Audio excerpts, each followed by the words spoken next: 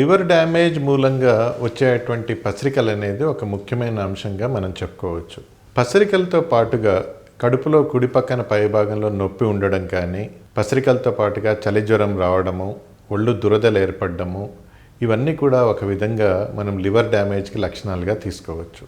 Liver damage తీవ్రత పెరుగుతున్న కొద్దీ కడుపులో నీరు చేరడము, కాళ్ళల్లో వాపులు రావడము, శరీరం బక్కచిక్కిపోవడము, ఆకలి అది మందగించడము, తద్వారా వెయిట్ లాస్ కావడము, మల విసర్జనలో నల్లగా పోవడము, బ్లీడింగ్ కావడం మూలంగా, లేదంటే వాంతిలో బ్లడ్ పడ్డము, ఇవన్నీ కూడా తీవ్రమైన ముదురుతున్నటువంటి లివర్ డ్యామేజ్కి లక్షణాలుగా మనం చెప్పుకోవచ్చు.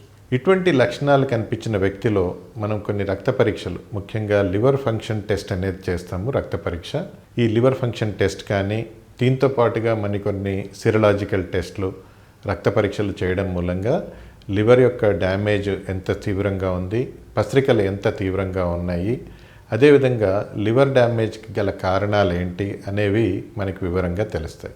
తర్వాత మనము కొన్ని radiological investigations, ultrasound scan, elastography test, CT scan, MRI scan, ఇటువంటి పరీక్షల ద్వారా లివర్ డ్యామేజ్ యొక్క తీవ్రత, లివర్ డ్యామేజ్ మూలంగా లివర్లో ఏర్పడుతున్నటువంటి మార్పులు, దాని లోపల ఏర్పడుతున్నటువంటి గడ్డలు, ఒక్కొక్కసారి దీనిలో ఏర్పడేటువంటి క్యాన్సర్సు, వీటిలన్నిటినీ కూడా మనము క్షుణ్ణంగా పరిశీలించడానికి వీలవుతుంది.